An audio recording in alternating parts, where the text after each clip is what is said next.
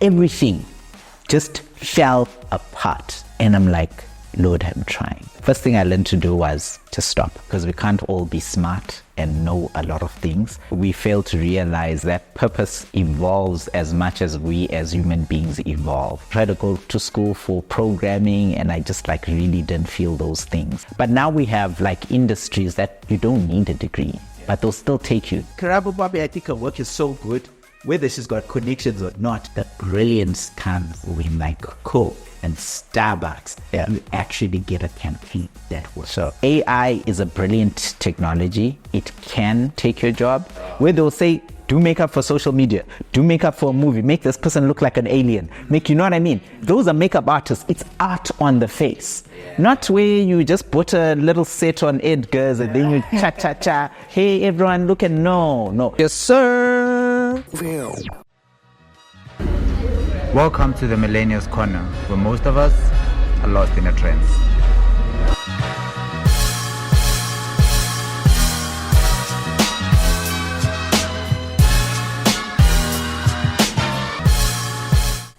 What do you do fair to Bona? I get most of y'all will actually look at the set and feel like, oh, TMC has got a total makeover. Chill. Let me introduce you to season 3 of TMC Podcast. As you can see from the set, that things are going to look nicer, feel so much better, and get even bigger. So if you're seeing us for the first time, I want to let you know that TMC is the brainchild of some super cool millennials who love talking about technology, creativity, and, with a sprinkle of everything else in between. So if that is the kind of stuff that tickles your fancy, you are at the right place. Please do us and yourself a solid and hit that subscribe button if you haven't already done so. Marabafit. If you find value in the content, please share. You know about sharing is caring. Let your friends know that you are watching the podcast. And in the comment section, you know how it goes. Do engage with us, telling us what is it that you kind of like enjoy and don't about, the conversations that we're having here. But on this episode, we will be talking about how you can go from brief to brilliance. And what I mean by that, Bafetu, is how you can navigate the creative process in UX. And because you know that I'm not going to be able to unpack this topic all by myself, I have invited somebody who I think his insights are going to give us like a clear idea and some, brilliant insights around this particular topic. His name is Alroy. Thank you so much for joining us, and Faye, I'm so excited to have you. Yeah, thanks for having me, man. Appreciate it. So, here's the thing about creatives. Their titles, they change every month and depending on what job they are applying for. 1 month you're a content creator, the next you are a UX what. So I don't want to fuck up your bio. So if you would actually help our viewers understand who you are, in the professional space, and then we'll actually look in who you are as a person at a later stage. Yeah, okay. So for me, it took a while to kind of zone into what I would call myself, because I started with one thing and then I developed into many things. So I had to do a bit of research about everything I do, how would I sum it up into one title. And if you want to refer to me as a worky title, it's a digital media specialist. Okay. Yeah, so a digital media specialist, nice and quick, it just means I specialize in certain types of media within the digital space. Which makes you the right person to unpack this topic with, actually. Awesomeness. So Afetu, now that you are confident, he's a digital media specialist, then I guess you can be rest assured that whatever insights are sharing here, you can actually use to learn and even, accelerate your career in specific areas. So Jaga, on the podcast, before we actually get started, there's this thing that we usually do just to help you calm your nerves, and myself also. We call it an icebreaker. Yeah, I learned this a couple of days ago, but icebreaker, fun. So the game that we're going to play today, they call it overrated or underrated. Yeah, I'm sure you're familiar with the game. How it plays, I'm going to give you a term and then you tell us if it's overrated or underrated with just one line why you think that is. Okay. Yeah. Okay, sure. So to do that, this beautiful box guy has got some secret willy-nillys. Oh, that's nice. There we go. So the first one we got Bare reading books specifically. Yeah. Underrated. I think because reading expands your knowledge in a lot of things in a world where I feel like knowledge is very controlled. So reading really does challenge you to think outside of your normal norms. Amazing. Love to hear that. South Africa? Whew, underrated. Okay. I think South Africa is hot now, like for many reasons. I think underrated in the sense that a lot of people know South Africa for the fun music and stuff, but I think it has a lot more to offer in terms of like geographic and the intelligence of, some of the things people are doing. So definitely underrated. Amazing. We have South Africa is underrated. Saving money. Underrated. Okay. I always tell people, like, you can have things. And I think that's another thing. Like South Africa, it's like a lot of credit. You can have things, but there's nothing that beats having actual money. Like if you and your friends are like, guys, let's do this now. Yeah. Money will get you there. If you want to start a business, money right now, capital will get you there. So I think it's underrated. Sweet. I have here, I'm a piano. Whew. I love the pianos. I think I'll say underrated because I don't think it's penetrated as far as it's supposed to yet. For now, it's still underrated, I think. Okay. Awesome. I have here content marketing. Underrated. It's one of the biggest things in marketing that's not done by marketers. A lot of people maybe they still want to do traditional marketing and maybe even spend a lot of money on ads, but what we sell when we are marketing is content. Amazing. So it's still underrated. Owning a car. Overrated. And that's, I think you should only own a car if one, you have abundance to maintain one, or two, it's got a functional value. But I think most people own a car because of societal pressure, and it becomes more of an expense. So it's definitely and it's an asset that doesn't gain value, so it's just very overrated. AI, I think it's artificial intelligence, right? AI. Underrated. But I think that's a good thing because we can't all be smart and know a lot of things. So it just creates more space for maybe people who were maybe a bit afraid to go into the tech space. So it's still underrated I think it will forever be, because there's always going to be a population that's just not going to be brave enough to venture into it. Yo, Fetu, this one had to be the last. Ndhlovu. Oh no, we have one last. Ndhlovu.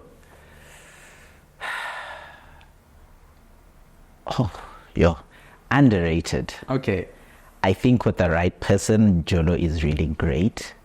But I think it becomes overrated if you're just doing it just to not feel lonely at home. What's your stance? Overrated or underrated? Damn. Underrated. Okay. I love that. Finally, LinkedIn. LinkedIn. Underrated. I think it's underrated. A lot of the biggest deals I've gotten business-wise were from LinkedIn. So I think it's very underrated. People just don't really know how to use it yet properly.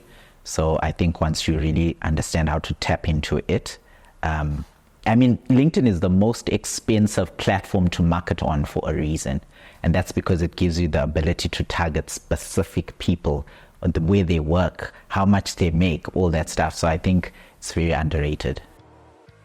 So I bet you this exciting game that we just played now called Underrated or Overrated was brought to you by Roy Ndhovu, the range of effervescence wine. And if you'd like to get yourself, some tasting nyana, please check their contact in the description below and hit them up. I mean, if you're not drinking Roy Ndhovu, what are you doing? What are those? I loved it. So yeah, now that we calm, the nerves are, relaxed. So I'm just gonna start with the interview, and then let's just really try to unpack this topic and get to know you as a person and the work that you do. So to get started, what I wanted to understand is that today we live in an era where the young people, especially the working class, they feel like in order to feel like you are aligned, you need to be doing something that you enjoy or you like. And in 10 that kind of like constitute as I am living my purpose. You know what I mean? So I'm like, would you even say currently with what you are doing, are you living your purpose? That's a really good question. To answer it right off the bat, I feel like yes, I am now living my purpose, but it hasn't always been the case. I think what we fail to realize is that purpose evolves as much as we as human beings evolve. So if you're stuck on like, oh, this is my one purpose and like that's where it is, then you kind of realize that you like lose yourself in like trying to be, you're stuck on one thing, right? So I started like doing, I was in IT, for the longest time, and it was kind of cool. I've always had like tech in my life. That's what I've always liked. But then I wasn't living my purpose. I was just getting a job, working, and it wasn't like fulfilling. I think it was when I was 26 that things really changed. Yeah. And I decided to take a jump into media. So like I started with photography, just photography. Yeah. I remember I started with a church camera because at that point I was like the head of communications at church at that point. So I started with the church camera. I got the church to buy a camera and it was like all good and everything. And we were going to a camp and I started taking pictures there. So that's how for me like media started. But before that, it was like IT. I jumped from different IT jobs and I didn't feel purposeful because like I tried to go to school for networking, I tried to go to school for programming, and I just like really didn't feel those things. But the thing I feared the most, which was media, and I feared it for a number of reasons. The first was, would I make enough money? Yeah. Like you need to pay the bills. And then the other thing was like, is it sustainable? Can I get started and everything like that? So it was really difficult. But I think the one thing I want people to realize about purpose, it's most often the scariest thing you're going to do. Yeah. If you're comfortable, most of the time you're not really living in your purpose because you're probably just living like, let's say you go to school, let's say study accounts or become a doctor.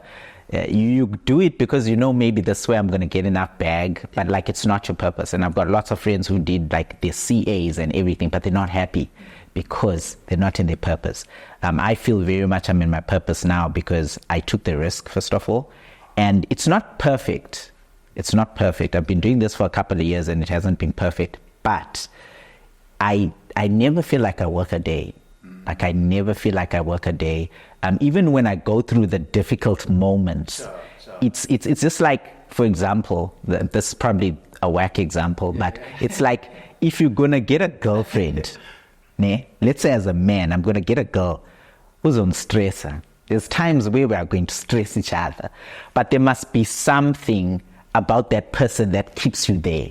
Like for me, it's kind of like, look, this person stresses me out, but she's gorgeous. Where am I going to get someone like this again? So it's like, that's how you've tapped into your purpose. It's like you're doing something, it's going to stress you, but there are the days where you are just like, even though this is stressing me, what else will I do with my career?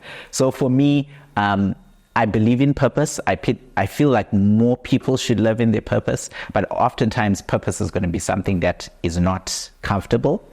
But then it's going to be the thing that will let you endure whatever trials you'll do. So now I'm living in my purpose. Like I wake up every day and I love what I do. I love to hear that. And especially the fact that you're saying that you wake up every day, go to work and not even feel like you were working at all, And this actually brings me to a question. I want to understand, what does that feeling, because it seems so deeply rooted in, how you feel about the work that you do. Like, how does that do for your growth? In terms of growth and purpose and how it makes me feel, when you're living in your purpose, I don't even know how to explain it. Things happen very naturally. So for me, growth has never been about like, I don't have to sit down and like wait for growth to come. It's because the more I do what I do, the more I get better at it. Yeah. And I also believe, like, for example, in manifestation, like if you're doing what you love consistently, you just kind of attract that stuff to you. Whereas, like, if I used to work 9 to 5, I worked 9 to 5 for about 10 years. And there's very little manifestation there because, like, you're working, you work, you come, you get your salary, you work, you get frustrated. But, like, with me, there's sometimes, like, and this is, I'll explain this a little later, is there are times where I, even in my purpose, I feel stuck. Like I've gotten to, like, a dead end. And then you ask yourself, am I still in my purpose? You are. But purpose doesn't mean you stop growing. Purpose isn't like this. It's like this thing here. So you need to know that when you get to this point, you're still in your purpose, but your purpose has changed and evolved, and you must continue to go up. So I'm at that stage right now where I've done a lot of things. I'm content, I'm happy, but, like, I feel like there's now a next level. Different beast for every level. Yes, sir. So thank you so much for sharing that. So now I wanted to ask you about UX, right? So there's somebody watching this episode, they have never even heard about UX. Maybe they're thinking UX, maybe it's you and your ex. So like somebody, like the general public, how would you explain UX to them? Okay, so UX, the definition is user experience. Okay, so if I had to explain it to a child, it's basically creating products or services that are easily, either the products that are utilized easily by a user. So user experience, it's just in the word there. You are crafting the experience of the user. So for example, if you are going to buy socks, and they just made socks, like they didn't have different sizes, they didn't have different colors, that wouldn't be good user experience because you go to a shop and they don't have your size. So you have to squeeze in a sock that doesn't fit. So it's not good user experience. And maybe you're a colorful person like I am, and if they only have black, that's not good user experience because I only have the option of black. So user experience is crafting products and services that are geared for the user first, not for profit, geared for the user first, in the hopes that by pleasing the user, you then get a profit. Amazing. Do you understand? Please let me know in the comment section if you understand, because that, to me, it makes so much sense. We haven't always had these terms, like thrown around as we were growing up. These feels like really new. For example, when I was growing up, there were like 3 things that you could do. Well, maybe there's 2 more. You could either be a doctor, be a policeman, a lawyer, or even a nurse. And when you go and tell your parents that, well, actually, I'm thinking that I want to be a rapper, your parents will be like, why do you love poverty so much? And it has evolved over time. In your space, how do you find out about user experience? And how were you convinced that this is out of the norm, but I can actually make a living out of this? Or just understanding the concept in itself. Okay, so with me, I think I've been fortunate to be in the design space. So I'm very inquisitive. Like, I'll look at all things design. So eventually I did bump into it. Like, it was just there in my research. But I think what really drew me to really pursuing it is I have a friend who actually is like, he does that every day. That's his thing every day. So it just sort of was like things were aligning. I'm in the design space. And remember, we spoke about like getting to a point where you've kind of picked, now what's the next level? What's the next stage? So for me, it was that where I had done like graphics design and, I've done web design and everything. But then like, I was like, what's the next level? And especially like in this economy, like website design, graphics design, they're things that are taken for granted. So if you get a client and you quote them a big amount for a graphics design work, which is rightly so, they'll be like, no, it's too much, or they want to go on Canva or some stuff like that. They don't understand the value of branding. But UX it's such a new baby. It's been there all along. It's been there, but like it's such a new baby, especially in Africa, that it's still got a premium tag on it. Yeah. So you like UX jobs, UX UI jobs, you're looking at like a salary of anywhere from 25, 30, that's junior, to 60 up, senior level. So it's because it's the law of supply and demand. Yeah. So if there is a skill set that is in high demand but has low supply, salaries are going to be higher. So that's where UX is. And I just found it because I was looking for the next step. I use my phone and my laptop. I see UX and UI every day. Yeah. But then I just wanted to learn, okay, how do you get it done? So I just being curious about life, I looked, this is what it is. I have a friend who happens to do it, got some insights, then I studied it and, but even during studying it, I realized that I've been doing this literally all my life. I'm actually very fascinated, by your enthusiasm around, getting to like taking the next step, taking that leap. But before we actually get lost in where you are and where you're going, let's take a step back, and talk about who you are as a person. Like, this is where I actually want to understand how you grew up, the kind of environment that you were in, the kind of schools that you went to, and the type of stuff that kind of like influenced your philosophies at that time. Yeah. Okay, so my upbringing was very complicated. It started very simple. I was raised in a mixed family. Okay. So, you call it colored, depending where. It's either colored, sometimes it's called mixed, just depending. Apparently, in the US, saying a colored is almost like saying a kafir. Yeah. Apparently, we learned that from Tyler. So for example, in Namibia, colored is a thing, but it's not the same, slightly different than it is here. In Zimbabwe, colored is a whole different thing.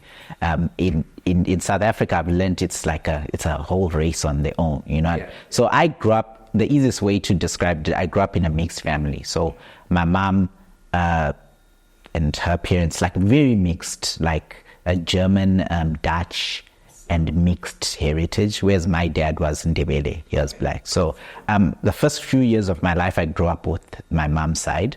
So it was very mixed. We can't really say we had a culture. We just embrace, I think, like when you mix, you embrace like all cultures. We learned all the languages around us and everything. So I grew up very simple, but even as a kid, I was very, very curious. I mean, before you continue, I like that, like you say, there was like some German roots in your family. So like, did you go deeper to understanding the culture? And I did. Like, I have a cousin who was married to a German woman. Okay.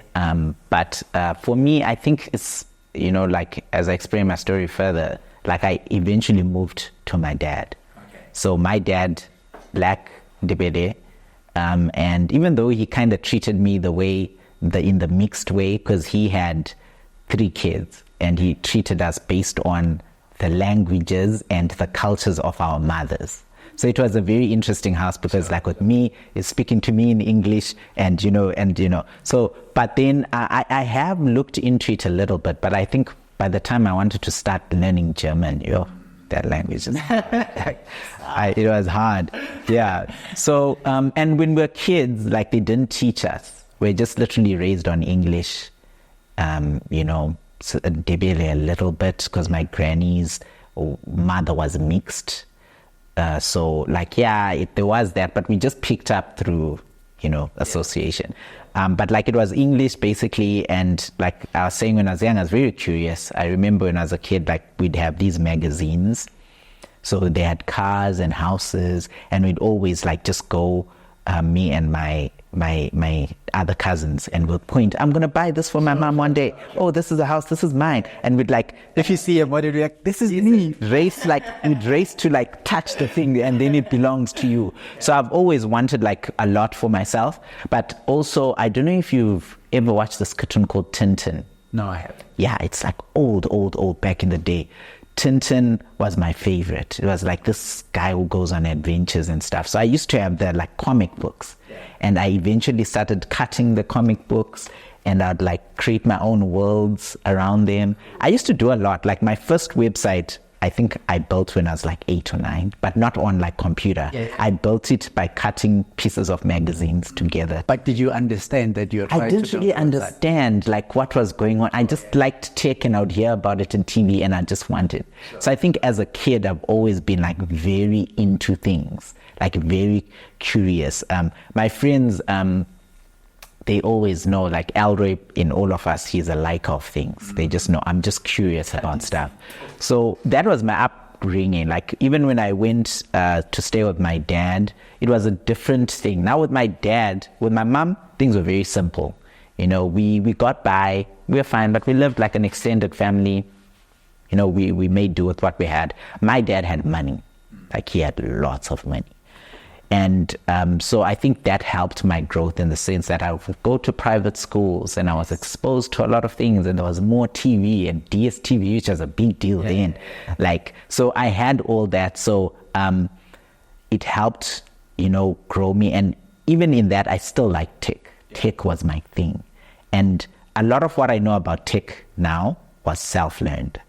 Anything I got a paper for was because I was just like, you know, the people won't accept me without a paper. So I actually studied some of these things, but I had already known these things, you know what I mean? Tech is such a big part of your life, and you were, you know, never taught about it in school. What does that say about our education system? You know what, I think we relying on the education system. I know, like, as millennials, now we've got the Gen Zs, we like always want to be very political and, you know, go and march and stuff. And even though that's good, I think it holds like our leaders accountable. But like I've also realized while you're out there, life is also moving on. There's a certain amount of stuff that you need to take into your own hands. Because governments are they're so bureaucratic. For them to even make a single change in the education system will take years of discussions and legislation to actually happen, you know. So I think for me, I didn't wait for the government. I didn't wait for my dad. I just went. It's just like you have a kid on the floor and you put toys. Kid's going to play with this, play with that, play with this. I feel like that's how I treated my world. So, you know, I don't think the education system is not good at all, especially now. Back then it served us. But now we have like industries that you don't need a degree, but they'll still take you to a 3-year. Like UX, UI, you do not need a degree. Like you're talking about high value jobs where you're going to make good money. Yes, UX, UI, you don't need a degree for it. My friend who does it now, senior level, he earns probably like 60 plus a month. He did graphics design. But now he's doing something that he did not study for. He literally just went, learned this, learned that. So our education system is still very archaic in the sense that it's not adapting to what's happening. You want to be a doctor? Sure, get a degree. You need that. We don't want you operating on us when you don't know how to do it. But like the higher tech and stuff, you don't need, but they still want to trap you in this thing for 3 years, and you're going to learn literature and all these electives before you actually get into the core. But most of these tech degrees and stuff, 1 year. Amazing. You know.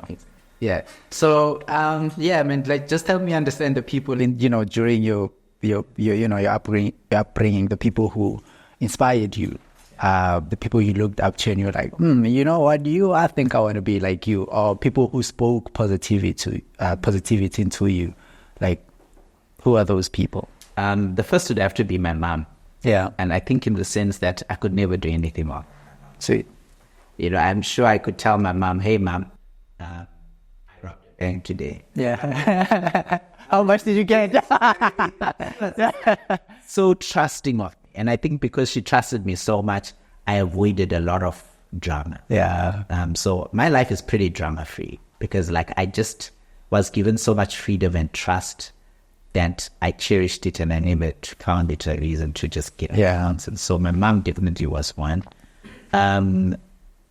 My dad, I get passively because he was so successful. I looked and I was like, I want to do better than this guy.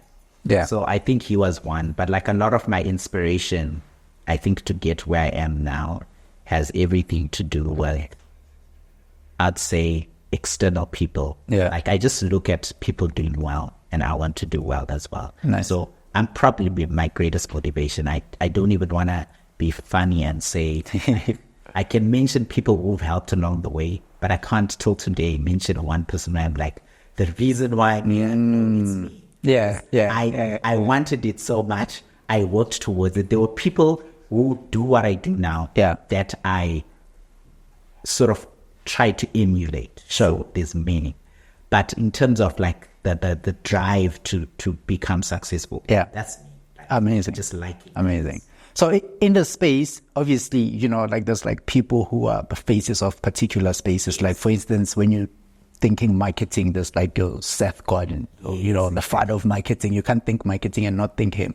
So in your space, who are the people that you're like, okay, let me actually check how he's doing, and you still try to emulate some of the stuff that you're doing because you think like, oh, this is actually moving with times. Oh.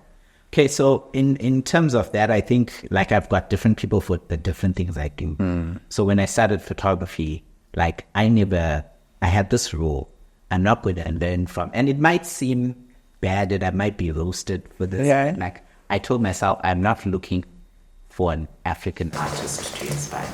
Yeah. Only because I just think people overseas, they just know the stuff for longer. They've kind of locked it in. And also for me, like when I started photography, I looked at African photographers and there was no one who I was like, who made me feel like inferior. Yeah. Like I can't do that. Sure. You know what I mean? But like there were so many people like, you know, Clay Cook, there's Kate Woodman, so good with color. Yeah. There's Lindsay Adler. I look at this stuff and I just feel like my stuff was shit. Yeah. That is what I want. That is what I looked at. Trevor Sturman, I think. African. He started South as You know him. Sturman or something. I need to say this. Yeah, he's a South African. He started photography, but is now more into fashion. He's a good photographer. But when I looked at his work, I was like, he's good, but I can get there. Sure, it's like, sure. It's nothing amazing for me. And I feel like a lot of African, like, creatives, a lot of the time when we get to where we get, it's like a lot of connection. Yeah. So sometimes you're not even being really good unless there's Poppy. You know this lady called Poppy? Karabo, yes. She's good. Yeah. Like with Karabo Poppy, I think her work is so good, whether she's got connections or not. Whereas, you know, I used like these people where I feel like overseas, like in America, the art scene is less closed. Yeah. So if you're good, you're just really good. Whereas like in Africa, like especially South Africa, I feel like a lot of people who are doing well, it's because you've got a connection, you know someone. So yeah, I have like for example, film. I studied film after photography. Yeah. Werner Herzog, he's one of like my favorite, but there's also Quentin Tarantino and stuff like that. Yeah. Who I admire. I also like indie makers, but like in the design world, I'd be lying if I say there's anyone who inspires me. I'm inspired by design in general. I'll look at Michelangelo's work. I'll look at Leonardo da Vinci's work. Yeah. I'll look at. Yo, it goes that far back. It's like because you see with art, the more you ingest art, the more you are able to output something nice. So I look at all sorts of art, whether it's African, whether it's Asian, whether I just take it in, and it like informs. Yeah. So I can't really name specific artists in the design or the UX world. I think Dean Norman is one of the top. I think it's Dean Norman, but I know his name is Norman. He's the top UX UI person. He's known for a lot of things. But like he's so old now. I appreciate his words when I was studying, but I just admire. Like if you go to Behance, just go to Behance and look at UX UI projects. Amazing. Sure, I'll forget your name after I see that design. I won't forget that design. So I feel like it's just like you're talking about like earlier when we were talking about whether books and stuff are overrated. Yeah. Art or anything, like you mentioned Seth Godin, very good. You read his books, but he's just like a little drop in the puzzle. There's Gary Vee, he's old stuff, very aggressive, very cool in your face. Then we've got like I think your Chris Dews as well. I don't know. Then there's like what's Hamosi? Alex Hamosi. I like his thing. So the more you ingest, You know, when you look at media, you look at Casey Neistat. Yeah. Like the more you ingest all these, and that's the beautiful thing about being an artist, it influences everything. So I can name a few names, but I don't have them on my wall that like, yeah, Alex Amosi, my hero. No, Sure. I admire everyone's work as it is, but like I'm my own hero. Cool. Hey, Maring, I'm my own hero. Yeah, I think it's dope why you're own cheerleader, you know, because sometimes I'm totally disappointed. You find that you've actually been believing in this guy for so long, and later on you learn her now, but actually this guy is not what you think he's always been. Because now recently the stuff that I'm learning about Jay Shetty, and Jay Shetty has inspired so much of who I am today, and you know, like now getting to know all these things about his story, it's kind of like unsettling, and I'm like, I've been inspired by lies all this time, you know what I mean? So yeah, I mean, it's so unfortunate. But now let's get back to the UX space, right? We are actually in a space where now building products is so much easy, you know, like there's so many businesses, you know, coming up today. You know, whenever somebody feels like they're tied in the 9 to 5, they're like, I'm going to start my own business and build a product. If that is the case, you want to start your own product or you want to start your own business, how seriously should you take UX? Okay. So the first step is you need to understand what it is. Yeah. Like when you understand what UX is, then you need to understand it's important. So earlier we spoke about it's about the user's experience. Yeah. It's how you create products and services that benefit the user in the hopes that their satisfaction will then benefit your bottom line. But a lot of businesses are profit first. And let's create a product that sells, let's get it out, and let's hope for the best. Then they want to force the marketing. UX is so important. It's that it happens every single day and you don't realize it. For example, when you started the podcast, you spoke about how you changed the set. Yeah. You're like, we changed the set, guys.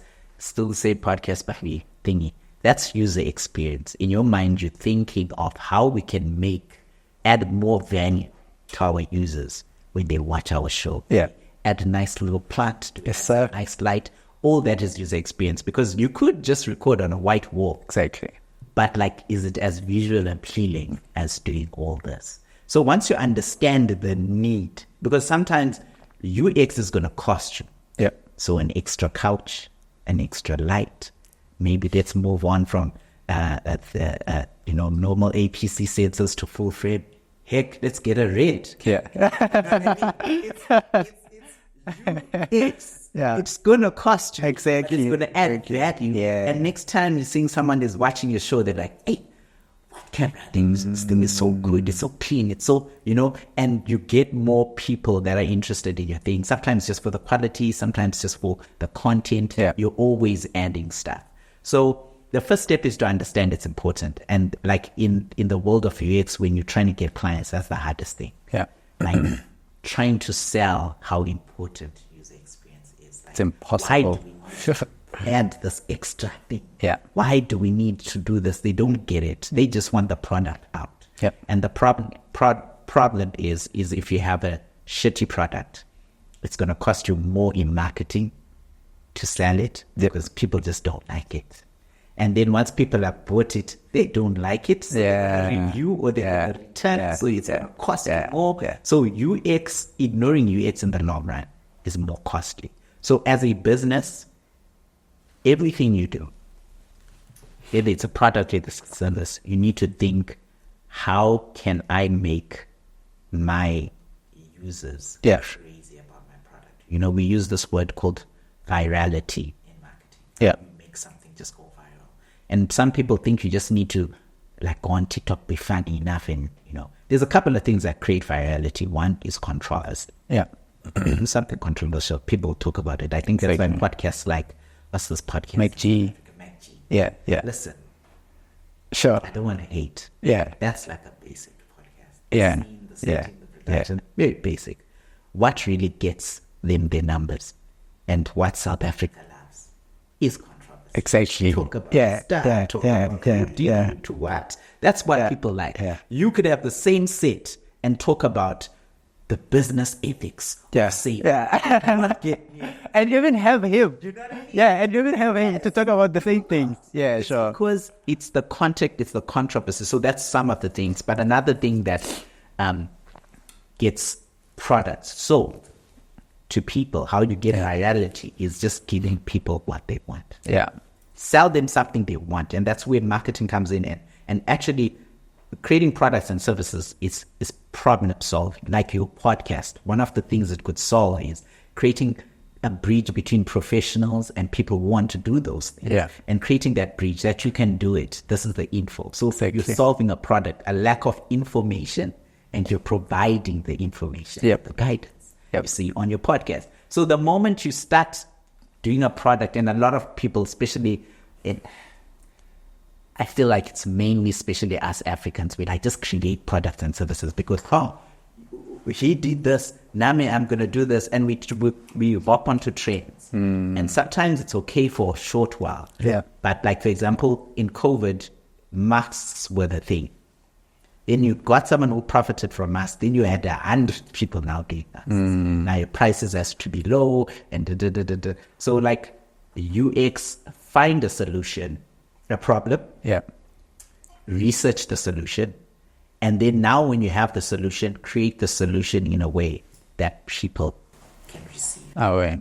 I love to hear that. So, I mean, now that we understand what UX is and how businesses can actually leverage it to build products that customers don't know what they want, but they actually need, is there any case study that we can actually talk us through that went from, just a basic brief to brilliance? Because that's what we're trying to actually talk about, like where the creative process actually put UX in the center of, how they thought, how they produced, and how they distributed. So, I mean, at the top of my head, I can think of products of people like Virgil. I think what Virgil did with Off-White was super incredible. That story is so inspiring.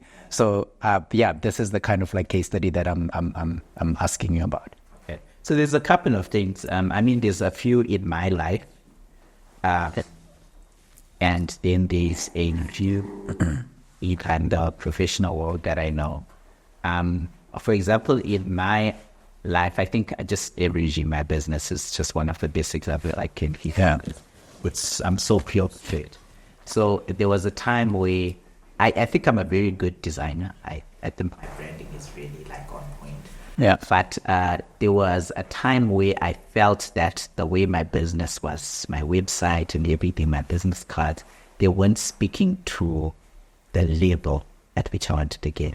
I started with actually having the privilege of working with companies like the World Bank and stuff. So already, because now I'm working at that level, my branding needs to change. Yeah. So in terms of starting from the brief, like I had to literally break down my company into its smallest parts. What do I want this thing to be about?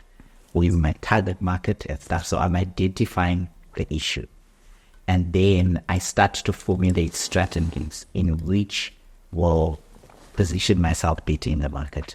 So another good example was Starbucks. Yeah. Starbucks, they had this campaign where they allowed people to design their own cups. Okay. What you do is you submit to them and then print selected cups and you'd see your cup there. Cool. That there is user experience in the sense that you're providing the user with a customized experience. Yeah. Get a custom cup as compared to the usual. Another cool campaign, I think you've seen this one, is the Coke one, where they put names. Oh, yes. Yeah. Coke is I think that's so cool. They literally, I always say Coke doesn't even need to advertise it. Yeah. But Coke still spends billions in advertising. For sure. But they created those cans that had names. And it created, again, that personalization of the product. We love Coke, but there's personalization. But all that stuff starts at a foundation. Yeah. There's a problem. Okay, maybe Coke said, how can we make our name spoken about it? Yes, we've got dominance. Yep. But like, how can we bring Coke back? Or maybe it should be like deep down in their research, they think that they're not hitting the sales they used to. How can we make our sales go up? So that's already a problem. Let's say low sales. then now you're now asking yourself, how do you solve this problem? Many ways to discuss what and one of the things they could have like, let's personalize this product. Put your name. People will be more willing to buy a can with their name. Or their friends' name. With that. Everyone is going crazy. So, social media and everything. And then you've understood the solution. And then the next thing, how then to like make the solution a thing, how to create it into a product. So what they did is created the same Coke can, but with a name. Cool. And then, so they already have that solution. And then you see in UX, there's this process. It's a 5-step process. I think it's, there's a solution, define the problem, and then you kind of want to come up with a solution. Then you iterate, test, cheat. Sure. So just in that step where there's a problem, come up with a solution, you develop the solution, and then you iterate. So iterate means like, you're seeing if it's working. And if it's not, you go back to those steps, define the problem again, provide the solution, tweak it, iterate. So you can always iterate. And then from iterate, you create a prototype. So now let's actually create the thing. And then from there, you've got the full product. And so that's like in every brief, from brief to brilliant. The brilliance comes when your iteration, the first 3 steps, you did them very well. And when you release a prototype, it's well received. So the brief is the easiest part. You find a problem, fix it. But then the brilliance comes when like Coke and Starbucks, you actually get a campaign. So that works. I think South Africa does very well in that. Like the ads, they're very comedic. I saw this. Is it Nando's? The spice, the chili spice, the sauce. But they have to go through that process. So it's not always, because UX is normally tied to UI. Which is user interface. So it's the actual things you see. But it can be in the process of marketing. It can be in the process of human resources. It could also be in a service and a product. But to be able to come up with a good brief, you need a good definition of the problem. And then to be able to come up with brilliance, you need to make sure that everything that happens before the product even reaches the people is done so well that you're just breaking in sales. And I mean, I kind of like the fact that you just brought in a new phenomenon, which is like UI, user interface. And, you know, back in the days, we used to have like those plain websites that look like shit. You look at them today, you're like, what were these guys designing? And like, you know, so how did user interface actually change the design world? Because it feels like, although those products back in the days, they were usable, but it's not something that you could look at and really get excited about. You know what I mean? So what has user interface design done for, like, you know, the user experience space journey? So I think the user experience space has done a lot for the user interface. Because as you gain knowledge in user experience, like I said, you're basically trying to find out how you can make a product better for the user. So user interface is just like, I would say, if we describe a person, user interface is how I look, whereas user experience is my character. You can't see my character. Exactly. You can't really see it so before, we'd have very ugly graphics, they were heavy and stuff, and then user experiences, we need faster things. We need colors to be more cohesive when we design. We need buttons to be this size instead of that size so that they're easily clickable. And if it goes on a mobile screen, then the buttons and the whole design needs to just be responsive enough to fit into that screen. So that's UX. It's like, how can we make the experience better? And then UI is like, oh, okay, you need buttons that are clickable on the screen. And UI will be like, okay, let's make this button here. If we want it to be a sale, we're going to use red, because red psychologically promotes urgency. You know, so that's where, so basically, just like I would say UI gives UX its body.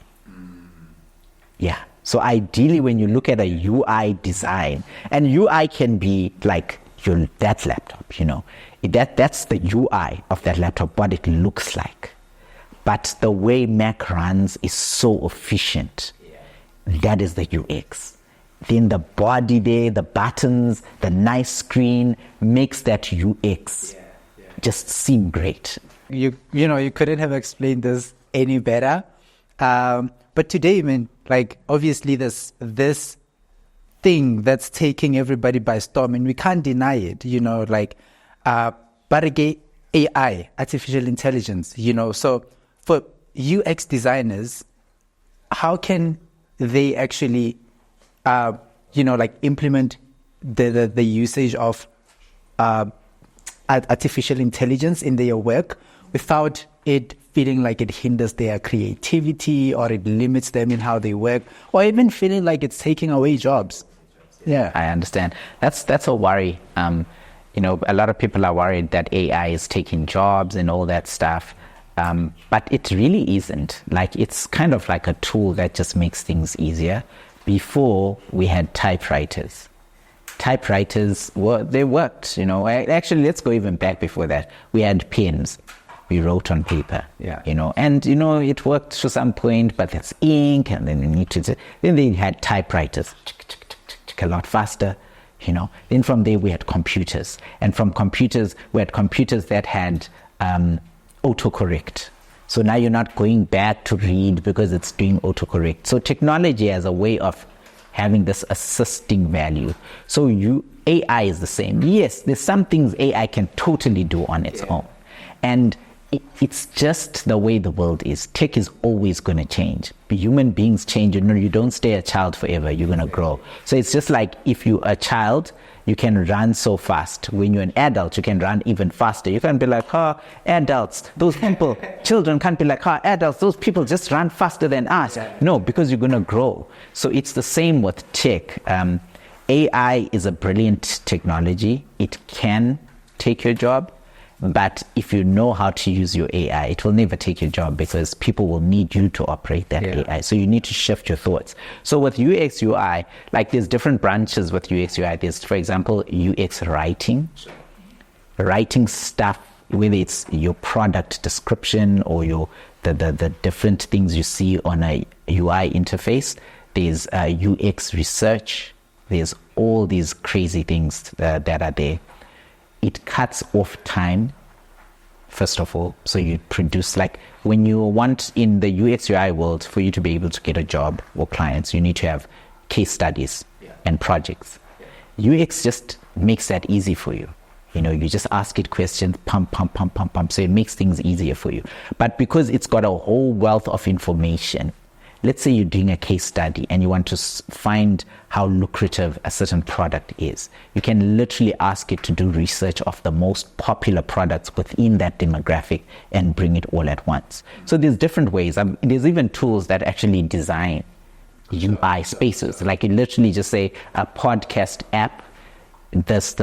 And I've used tools like that and it does that. It won't do it as great as a human, but imagine it gives you a starting idea. Instead of you thinking, prototype, how am I going to... It gives you a starting idea, and then you look at it and you're like, oh, this is good. I'll take this, I'll remove that. Oh, maybe I can improve that. You know what I mean? So AI is as useful as you want it to be. If you sit down and do nothing, it will take your job. AKA Uber and Airbnb. If you were a taxi driver and you didn't get the memo, Uber is going to take you, and I think that's why they're fighting with Uber. It's because why don't you just get the app and make your own money? Exactly. Why do you want to bash someone else's car? This person just got onto a technology and is making a living like you know. So Airbnb, also hotels, could have also decided to do funny, but then they didn't. So it's just one of those things where AI can either help you or it will replace you. Sure. And it's your decision. If you're like, how can I use AI? Like right now, there's jobs like prompt engineering, where basically you need to learn how to get the best out of AI. You need to know how to talk to. So if you see AI is learn prompt engineering, and then your company will need you to talk to this AI that they're thinking of replacing you with. Imagine you're the only one in your company who knows prompt engineering. Yeah. Everyone will be fired except for you. Yeah. And they'll increase because you are the only one who was there. But people, I feel like I was saying earlier, we're waiting to be saved. The government must save us. The government must put rules against AI. The Uber drivers want the government the taxi drivers want the government to do something about the Uber industry. Create your own app for taxi drivers. Join Uber, do something. Yeah. Because if you wait for the government, you will wait. I'm sure our parents are still waiting for certain things. I thought. That's fact. Yeah, that's fact. So it actually does seem definitely the AI is changing rapidly every day. Today, your Grammarly, they are on version 6.2, tomorrow they are on 6.3. It's changing rapidly, but how do you learn new trends and stay up to date with the things that are happening in the space? First of all, it's almost impossible to keep up with everything. Right. Like for me, yes, it's like film industry, I'll catch up as I go.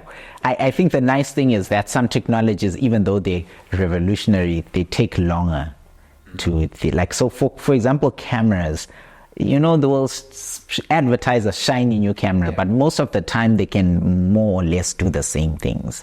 So you just need to have that wisdom. But with most tech, I follow the top leaders of that. So I follow top marketers to see what's going on, including the tools themselves. So for example, if I want to know what's going on in UX, I'd go to a platform like UX Planet. They show you UX daily. They give you all the information of what's going on. But I would say in whatever you're interested in, let's say for example UX, just pick one or two of the biggest publishers in that. On Twitter, that's where Twitter's amazing, because I'm telling you, a lot of platforms are too busy. Just have a Twitter, and that's what I use my Twitter for, to keep up. Just have a Twitter, and you'll see the news. Oh, Figma is supposed to be bought by Adobe. The next thing you know, no, Adobe is no more buying Figma. I already know those things, not because I'm actively going to look for them, is they just pop up. Because also the way the algorithms of these social medias work, they just give you what you're most interact with. So because I'm into UX, UI, media, marketing, that's what I see every day. I'm on social media. Whereas other people are following celebs and stuff. That's what you'll see. But if you look into what you do, then you will get what you need. Amazing. So how about it? The social media basically feeds you what you're interested in and what you engage in. Do you think there's potential that's not tapped into by people who are looking to learn on social media? Could you curate your social media platform in such a way that whatever that you encounter while you're scrolling, it's educational and it's helping you learn where the world is moving and how you can actually leverage that, new exciting things that are happening. So me, this is advice I want to give the youth especially. You will never be, in fact, let me put it this way. You will only be as good as the effort you put in. Right. Okay.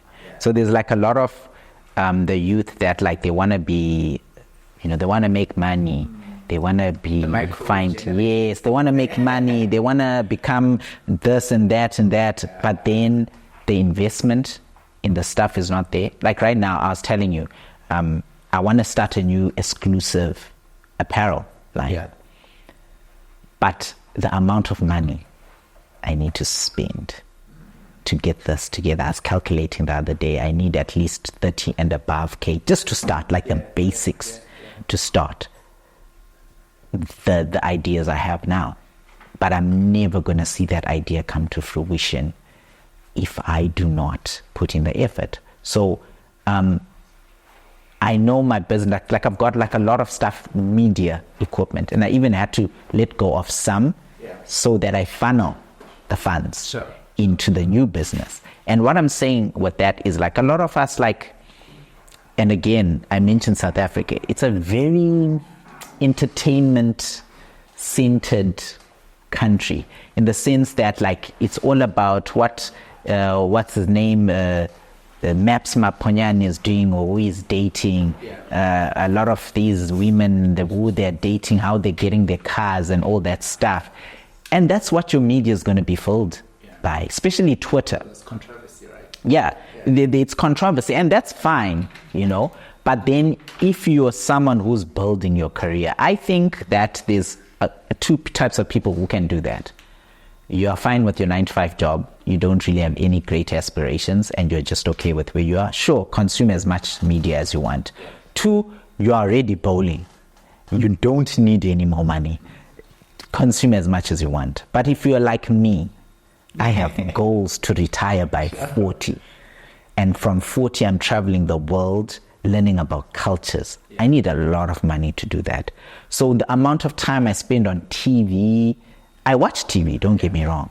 But the amount of time I spend on TV, the things I see on my social, it has to be so curated that every little chance I get to learn something new about my field, it must hit me. Because I don't have time to sit on Twitter and learn and read articles. But even that little statement, Adobe is no more buying Figma. Boom, I already know it. And I'm scrolling. I've already got information. There's a new version of Photoshop. There, I don't need to even read the whole article. I already know. It's constantly updating me. So if you look at my Instagram, you won't find anything about anyone. It's design, it's photography, it's me. That's all you will see on my Instagram. You'll only see that. Like, I rarely follow my friends, and even if I do, I just mute. I mute because people get personal these days if you don't follow them back. So I follow back and I mute because it's not personal. I want to see stuff that is benefiting me, because social media can be a large waste of time. So the youth these days, like, it's all about media and controversy and stuff, and that can be entertaining for time. Like, sometimes I want to find out how Tyler's doing. Like, I'm like excited for you doing good, girl, good. But like, she's got her shit together. Exactly. She's good. Exactly. She's doing what you should. You know what I mean? She's good. Yeah. Like, if you listen to Tyler's interviews, she'll say that it's been years in the making, consistent work, but she knew she was gonna get there. The problem with us consumers, we forget that. Tyler worked hard. We are not working hard consuming. We are looking at we are looking at the manifestation of hard work. I think there's something that who's this guy? Gary V said, was like, the problem with the youth today is that we compare our behind the scenes with other people's highlights. So you know how the microwave generation is created. We want like instantaneous, like booming. Like, if we really don't have the patience to consistently work on something that does not yield results for long enough. And we feel like, I've been actually recording music for 6 months. Why am I not booming? It's not working. Yes. So like, that's the problem. Like, for me, I only started hitting big numbers in my business the past 2 years, but I've been in it for 6 years. So meaning 4 years, it was just like little things.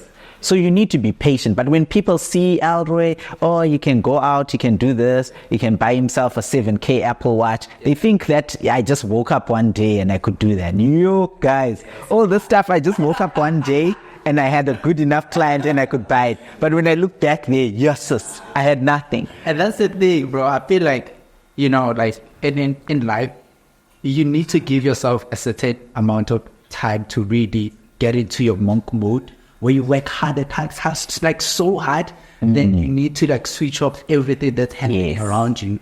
And there's going to be a phase where now you feel like, but I'm not working as hard as I did before. So you did pay. Yes. But also, in order for you to get to the next stage, you will need to work hard, but not as hard as you did when you were first starting out, you know what I mean? So I think now the journey becomes more at ease because you know how to get to the next level. Exactly, especially for the younger folk. Because there's a time when you get into your 30s, you're now more worried, you're now more concerned about certain things. Like, you're concerned about can I really get a woman who can hold it down with me? No. So your attention is so divided, especially if you decide to have a child, and like now it's even more divided. So you need to use your early years where things and you're not expected to do much, you can still stay at your parents' house, you can still to get that hard work in, so that when you're at later stages, you can. So for me, my advice, like based on your question, is like, if you really want to be good at something and you want to succeed at something, create the space for that thing. Study it, invest in it, and all those things, and then you'll be great. Because like you said, microwave, a lot of people, like how many, if you go on ladies' Instagrams, how many MUAs do you find? MUA, makeup artist. It's men. Makeup artist, money. Makeup artist, money. And you're like, since when is this thing easy? Must I also learn it? It seems very easy, you know what I mean? But yeah. Yes, it's easy to get in. But like if you look at a lot of the people who say they're makeup artists, they are not makeup artists. I watched this show on Netflix called Glow Up. Yeah. Those are makeup artists, where they'll say, do makeup for social media, do makeup for a movie, make this person look like an alien, you know what I mean? Those are makeup artists. It's art on the face, not where you just put a little set on Edgar's and then you cha, hey everyone look, and no. So I've seen a lot of the youth here, especially like the ladies. For the ladies, it's makeup. I've seen makeup, maybe hair, nails. For the men, I've seen we are doing music, and you're like, okay, do what you're passionate about, it's fine. But like, are you competitive? When I listen to your song and I'm like, whoa, this is a protege. You want to be a photographer, fine. That's why I left like mainstream photography, because everybody who had a camera thought they were a photographer. And I'm like, if we had to put you at the highest level, would you be able to do that? So like, the youth now need to zone in, because there's more options. Like UX is one of them. Like look into other career paths and do it very well and give it time and be like an industry leader. Don't just have it on your status. Makeup artist what? We've never seen you do nothing. Yeah, that's fixed. You can actually go for it with this Jordan. Let's switch and talk about Digify Africa. I get that you were previously a facilitator. Yes. They called you guys? Yes. Yeah, facilitated Digify Africa. So could you talk us through what Digify does, and if there's any like benefits to the youth then they kind of like offer. Digify Africa is like a NPO, I think that's what you call it, non-profit organization. And their main goal, as best as I understand it, was they want to make learning digital skills more accessible and affordable to the youth, and basically to anyone who finds themselves in that space. But they also want to help the youth get jobs, especially in the digital marketing space. So that's what they do. They basically work with companies like Google and Facebook, and they teach them these technologies. They, like Digify also had Digify Pro, which was just digital marketing, where they teach them digital marketing. They always expand. I think there's UX now, UX, UI. So that's what it does. It's just upskilling and giving job opportunities for people. So I was there I started as a facilitator. Okay. So basically what I'll do is we'd be given days in which we're going to teach a specific topic, like ads on Facebook, or creating a community on Facebook, or anything that had to do with Facebook. And then you'd get a different amount of people. Sometimes you'd work with an organization. So they may have said the TMC podcast, how to digital market, and you guys will be in that room and we teach you. It could have, sometimes it was Gibbs, I think it's some business, something in Fitz business, something. And then there was, there's different people all over South Africa that we got to work with. So each facilitator would go, and there would be assistant facilitator, and you just train them on that, then answer their questions. So that was like the light thing where you just alert them to the technologies that exist. But Digify Pro was their prime program, where it was a couple of months, I think 2 months or so, I can't remember, or 3, in which like you taught them digital marketing, you taught them the technologies, and it would normally go through a day once a week and stuff like that. A really helpful program. They would graduate, and then Digify has this amazing thing where there was placements. So they would be placed into. So a lot of Digify, of my students, I see them in, doing big things. I'll say doing big things because getting a job, first of all, is a big thing. But like brilliant talents. Some of them like doing. So that's Digify in a nutshell. But like I said, I'm a like of things, and I'm always about evolution. I went from being a facilitator to being a Digify Pro trainer to being like a lead Digify Pro trainer. And then I became even a supplier. So some of the curriculums on some of the things they did, I designed. Oh, sweet. Yes. So I ended up getting to the point where I worked. At some point, I even covered, on the photography side of my business, I even covered one of the events. So I got to the point where I actually held some weight. Like I could say this and they'd listen, and I held some weight. Sure. So I wasn't content enough. And I don't say this to shun the people that didn't do what I did, but there's some people that went through Digify and they left, and they left the same. I got to the highest I think my potential would allow me to go, where it got to the point where, as much as I loved them, I kept there's nothing more I could have done for them because I had done it all. Anything else you'd need to make me CEO of the company, you know what I mean, at that point. So I'd like gotten to my peak, and that's when the World Bank came in. And I was like, you know what, guys, I need to bow out because I need to give these people time, and I'll be traveling, so I can't. So I moved from one part of my purpose to a greater part of my purpose, but I'll never forget that step, because for the World Bank to know I existed was my team leader who recruited me to the World Bank saw me at a Digify training. You see the link there? Like I see you in your element. Yes, I see you. You're really good. Would you like to work for us doing digital marketing at a greater scale? And it's like, yes. Then I had to be like, Digify, it's been great. And even the money is like, Digify is like an NPO. So I think they've got competitive rates, but it wasn't great. Whereas like with the World Bank, the money I made, I literally moved to a new place empty. I was like, I'm starting afresh. I moved to a new place empty, and I finished that place in a month. Yes. Including buying myself a new mat, everything. So it was a new level. Yeah. And it was at that point that I realized I'm at a different space. So that's like another thing. Digify, I would recommend the youth to start there, because digital marketing is one of those careers that are like hot. Yeah. It's still there. There's many things you can do. It's simple to learn. You don't need to go get a degree. How do they apply? Digify, just go to their website. They have every year, they've got an intake. Okay. You just go to the website, apply, then they vet you. And then what's the vetting criteria like? It's not much here. You don't need to have a degree or anything. Yeah. I think they just vet. The main important things is like, do you have time for it? Like for the pro program, will you be able to attend each session, because they don't use resources for someone who's not going to come. I think that's the thing. And I think they also vet by need. Is it something that can really add to you? So I think people should go and do that. There's many other programs that do that, like iHub is another. Same thing.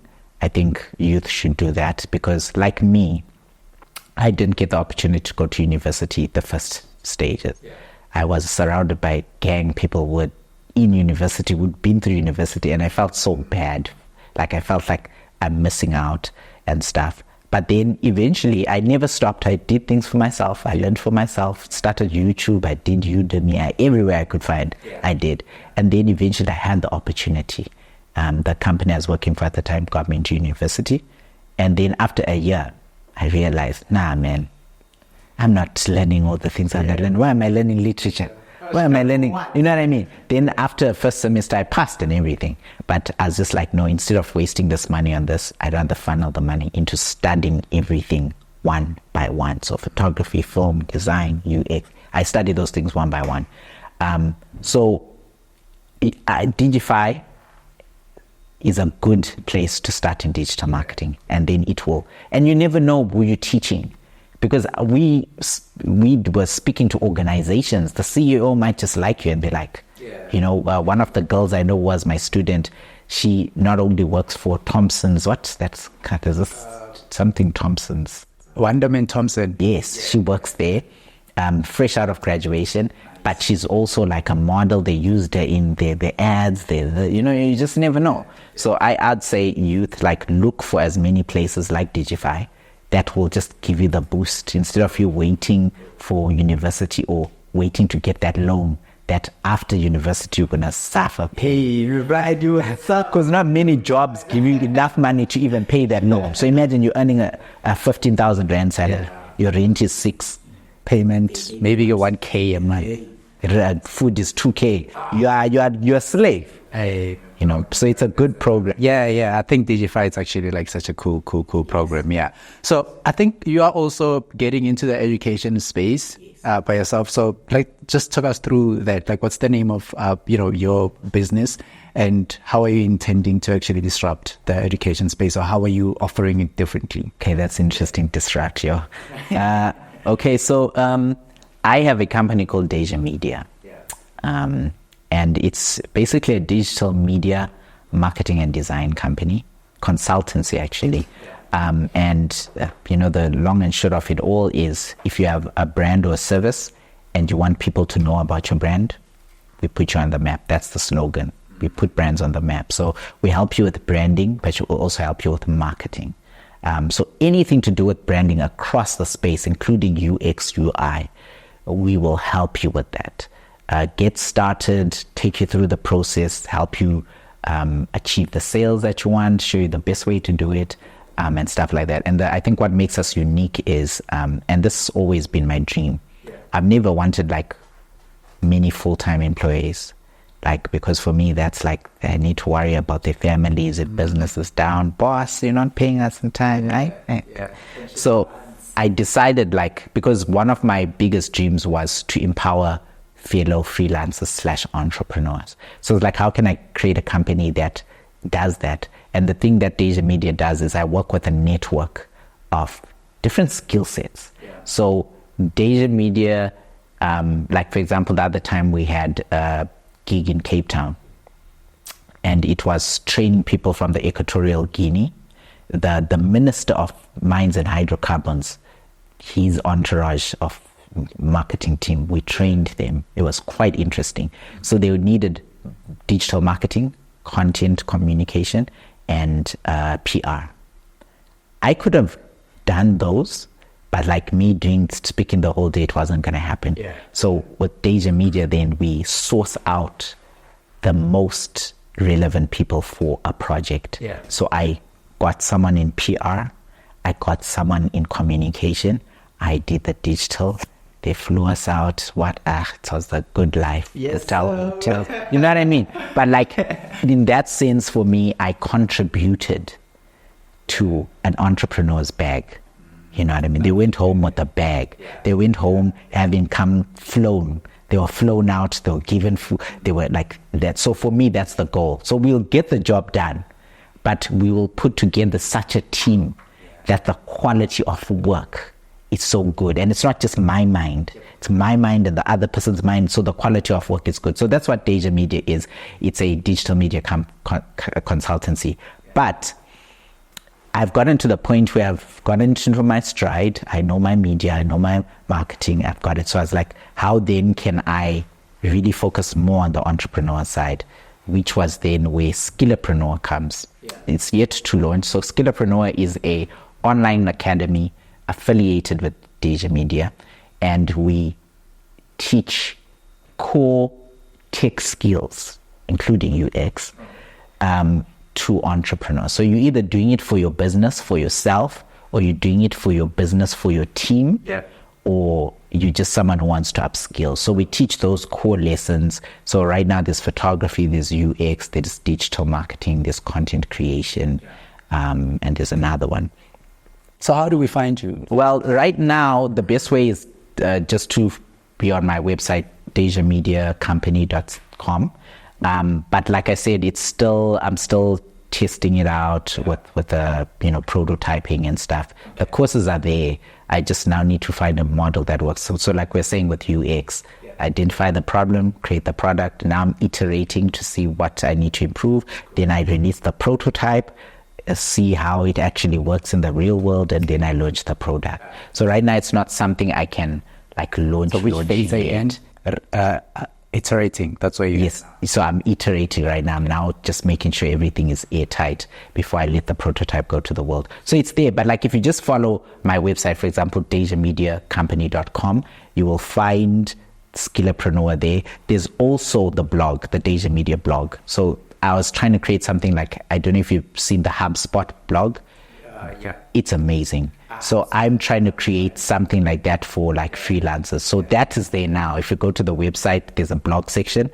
It's got content that will just help you get started in the digital space. UX, UI is actually one of the categories that are there. So you can see all that stuff. So all my projects, Skillerpreneur, the blog is already out. It's all can be found there. And yeah, that's just at least on the media side that I'm trying to do. But like I'm always thinking up, like I told you, apparel line coming and all that stuff. But that's just like we're saying about purpose. I love creating, I love design. I feel like in the media space, even though there's more to grow and more to see, I feel like I'm comfortable. Like I know there's not a lot of stuff you'll put me in that I'll be like, oh, how do I do this? I can work with teams, I can work by myself. But now I found the need to create a service. Like I've got a service, I found the need to create a product. So that's where I'm in now.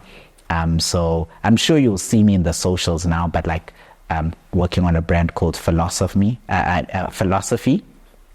So Philosophy is this particular line for this, but I'm creating a bunch of products called Philosophy. And the whole idea of the product range is for people to express how they feel, and how they think. So for example, this year is one of the lines that expresses what I think, like religion, and the conversation starters. And then the other stuff is like, the other products are going to have that same spirit, but they'll be in like different products. So I just want something that like people can express themselves custom, and some stuff will be 1 of 1, some will be 5 of 5, some will be 10 of 10. And the idea is you don't want a million people with the same. You must be able to say, I bought this for Philosophy, which is unique to me. So I've got like a lot of products, and I think that's where the entrepreneurial spirit I have is like I will do something and then I'll get stuck. Actually, it's funny because UX UI is something I did because I felt stuck.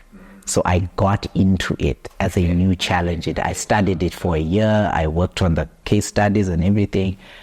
So yeah, I think.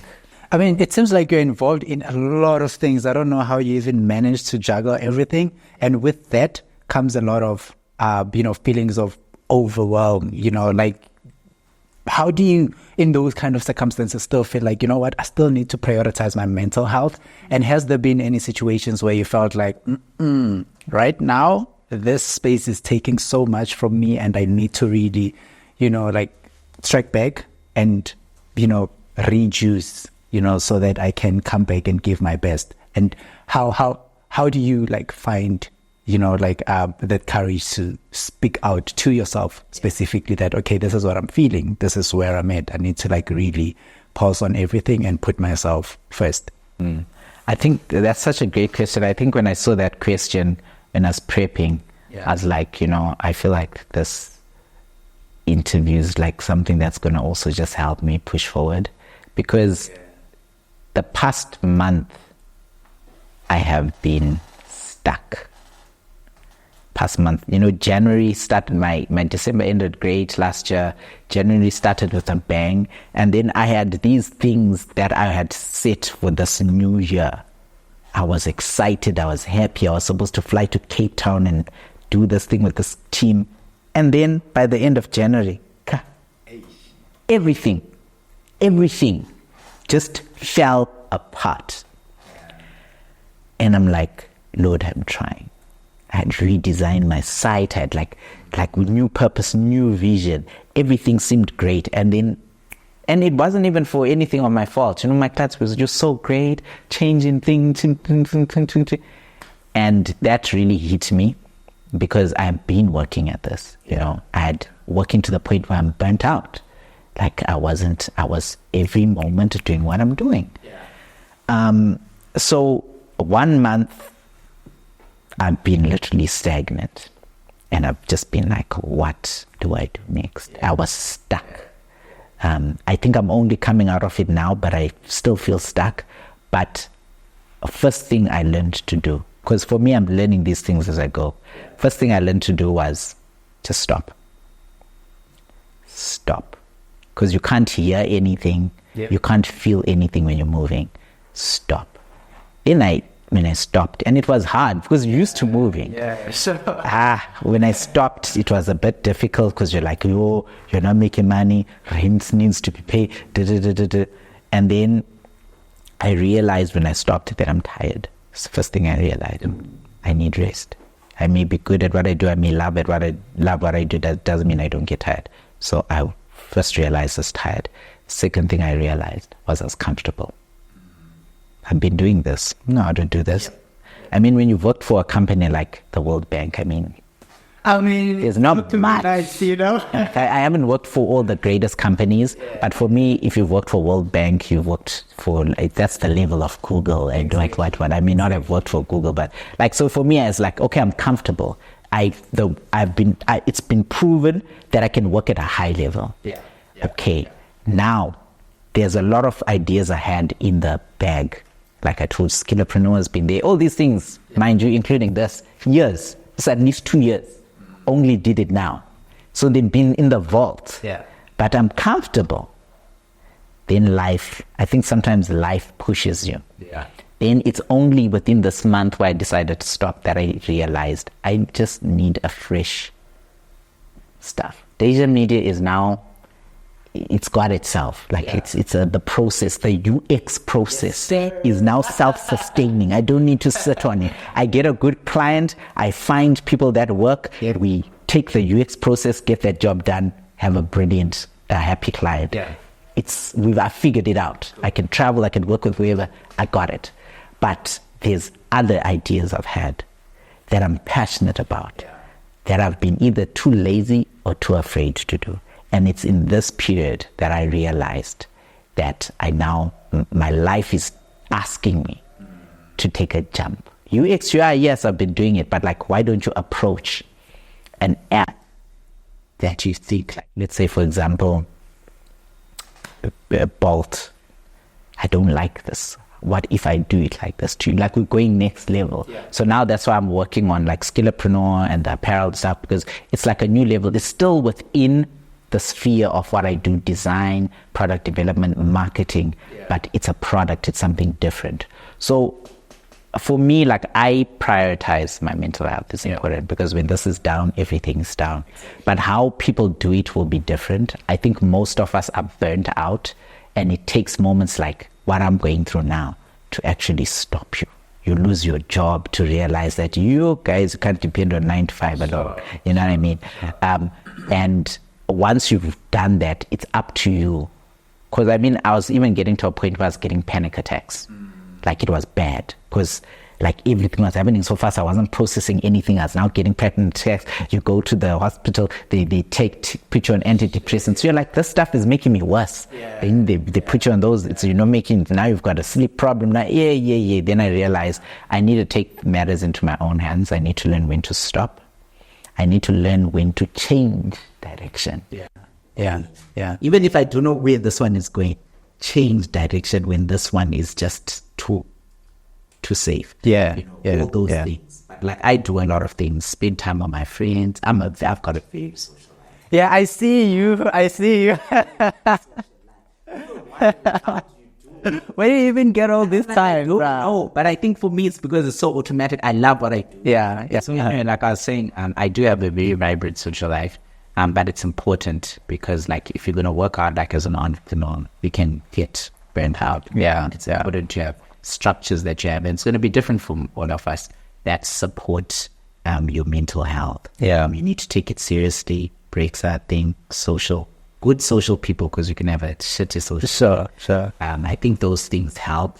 And I think for the most part, we're all figuring it out. Step at a time, day by day. But that's what I do. Sometimes it's very hard to function when, you don't have anything to give, and that's when you start hating your spine. You're feeling like maybe I'm not living my purpose. And if you stay in that state long enough, you risk losing it all. You know what I mean? That's why you've seen people, now they're in Jozi Jiggy, people have went back home. You're like, how did you get here? I thought you were really at your peak, flying really high. And I think I like to hear that. Sometimes really chill, stop, like stop, because that's one thing that we are afraid to do as creative. We feel like when you stop, somebody's going to come in and fill in your shoes. You know what I mean? So yeah, man. It's just kind of sad that now this is the last question. I'm enjoying this, and I felt like it could go on forever. But I just wanted to understand, for somebody who is looking at this and is really inspired and feels like, oh, I could actually try a career in UX, what advice would you give them? Okay, so having gone through the process, there's a lot of videos you can find on YouTube. Yeah. Right, like things you need to sort of jumpstart. But let me save you let's keep the kicks here. Yeah. First thing is understand what it is. Again, understand what UX is. See if you really like it. Yeah. Okay. But most of the time you'll find out you really like it's a very interesting thing. It's very lucrative. So, okay, you've figured out that's what you want and everything. You don't need to pay expensive school for it. Like, for example, UCT, they've got online courses and it's like 14,000 or something. I did my first UX year course for 1,200 rand the whole year. Yeah. Limited. 1,200. So I went to the Interior Design Foundation. So interiordesignfoundation.org. You can learn UX. The only thing I had a problem with that one, it was very theory. Yeah. And UX is theory, but like sometimes you want to see how UX plays with you.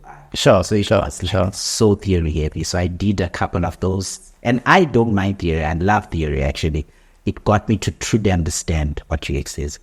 And then from there, I went into, I studied in this place called UXL. So UXCL. Okay. UXL. Oh, UX, like that. That one's amazing. They've got color. That's great. And that one will set you back, especially if you get the 50% TND specials. You can pay the equivalent of 50 US dollars and rands, which is, I think, just underneath 1,000 rand. Yeah. For a year. So your first year is 50 off. So you could do that and learn. And then from there, all you need to do is go onto YouTube or Skillshare. Skillshare is another thing. For the first year, you'll pay like 400 rand. Yeah. For the first year, or even every other year. And then go learn Figma, which is like for that amount on Skillshare, do you get access to all courses? Yes. Okay. So you can learn the principles of UX, UI there. You can learn a tool like Figma because I need to. And then once you kind of understand Figma, YouTube will just help you understand all the other little tools for prototyping. What is Figma? Figma is a tool. It's like the primarily used tool for UX and UI, especially UI. You can literally design interfaces on that thing. Cool. Prototypes or plan UX there. So it's a powerful tool. There used to be Adobe XD, but then they shut that down. I think because they thought they were buying Figma, so I don't know what's going to happen now. There's also Sketch, but that's just for Macs. But then it's also not as popular as Figma. So Figma is the top one. Yeah. There's a couple of like online ones and stuff. You just need to research. Sure. Basically figure out that you want to do UX. Choose, I'd say UXL, forget about interior design foundation right now. UXL, get into that. And then YouTube. Just fill yourself with like people doing it, that how they're doing the designs, how they're solving problems, because that's what UX is solving problems. Yep. and then also learn tools. And once you've learned tools, you then create your first case study. So a case study can be like, my first case study was a dating app. Okay. So I basically looked at the problem. Like Tinder. Yes. So I was basically looking at Tinder. I studied Tinder and then I saw what they're doing wrong, what they did right, and everything. And then I kind of did a case study of how I'll develop a much better app and how it would work. So that's a case study. So you can either design a whole app or a specific section to say, I think Tinder would be great if it had this. Cool. So once you do your case study, then you can start applying to jobs. The jobs are really simple. Just do about 2 to 3 case studies and maybe a couple of UI designs, and then just apply. You'll be picked so quick. Like my friend, didn't even wait a month to get the next job. Like it's so quick and it's so needed, and your first salary is going to be so good. The time to learn, and I'm always for learn properly. Give yourself 8 months to a year. Just focus on it and do it. And anyone will get into it. It's lucrative. You'll be earning good money. And it's also something you can turn into a business, because once you've got a nice portfolio, you can go to a company and say, look, we can improve your UX, UI, and we charge them big monies, because every UX projects are in the 6 figures. Yeah. It's just that, we work under agencies, and agencies would charge the big figures and give us the crumbs. Imagine if you get to a point where you can do it for yourself. You can make money. Cool. I studied UX for a year. The next year, after studying it, I got a UX gig. So, but that's my advice. Just get started with it. It's definitely a beautiful thing to get started for. You work remotely most of the time. You my friend. Sometimes I'm like, bro, do you even work? Always with us. Bro, I didn't work. He works for a big company. I probably can't say because of whatever, but he works for a very big big offices in Sandton. Yet he's always with us. He goes to the office here and there, and it's because of the freedom that the tech space gives you. So get into UX, UI. It's amazing. You can use it anywhere. Great. So, Bafeta, that is how we come to the end of the TMC podcast. I almost forgot.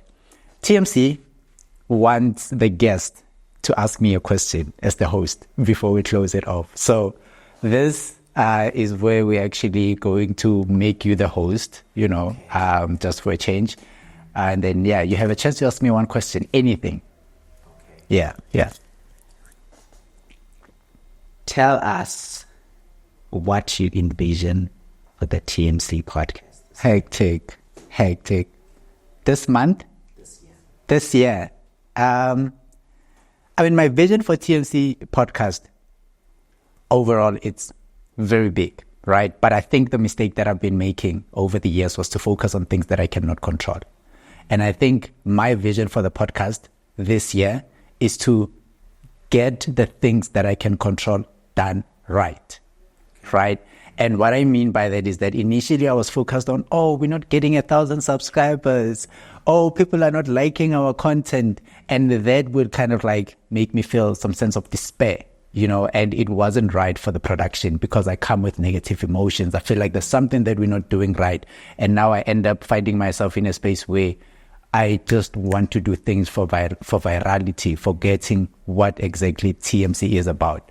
So for me, the vision for TMC this year is to produce, the most useful content with the deepest insights, but also I just want to do that while I'm focusing on producing episodes. And for this year, I want to do 12 of them. That was my plan. Was this year, we're going to produce 12 videos. Whatever that comes with those 12 videos, great. It would be a plus. If somebody jumps on and they want to give us money, amazing. If somebody jumps on, they want to partner with us and give us something that will help us improve the production, that is great. But for now, I just want to focus on getting the production system done to the T in a way that it's self-sufficient. You know what I mean? So after that is done in a year, then we can look into jumping on other things. But that is where I'm at currently. And that's UX. Yes, sir. You want to do an outro for us? How are you going to do it? You're just going to look at that camera. Just, guys, you are watching TMC Podcast. Thank you for having us. make sure that you hit the subscribe, and yeah, peace out. Like just an outro. Yeah. Okay, hi everyone, Alroy Ndhovu here. Thanks so much for watching this episode. I hope it's beneficial to you. Please remember to like and subscribe. Those are going to help with the algorithm, and it's also going to help other people see this podcast. Hope that you keep watching all the other episodes. Yes, sir. Yep, so we are actually doing this all the way in Midrand. This is actually powered by Black Madonna Studios. So if you want to use the studio space for podcast and elevate the quality to what we're doing here, please, the people, I have the contact details on screen. Please make sure that you hit them up. Their prices are very competitive, like you can even say affordable. But yeah, man, absolutely loving the space. As you can see, it's levels. Remember, it's Black Madonna Studios.